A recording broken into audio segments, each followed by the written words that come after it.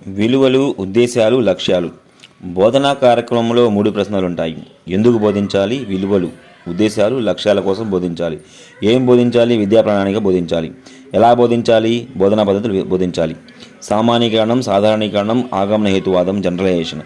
ఒకే ఫలితం అనేక మార్లు కలగడం వల్ల ఒక విషయం నిర్ధారణకు రావడం, లేదా ఒకే ఫలితం అనేక మార్లు కలగడం వల్ల మిగతా అన్ని సందర్భాలను అదే ఫలితం వస్తుంది నమ్మడం. ఉదాహరణకు, విద్యార్థి అనేక త్రిభుజ పటాల్లో 3 కోణాలు కొలిచి వాటి మొత్తం కనుగొని ఏ త్రిభుజంలో అయినా 3 కోణాల మొత్తం 180 డిగ్రీలు ఉంటుందని విషయ నిర్ధారణకు రావడము.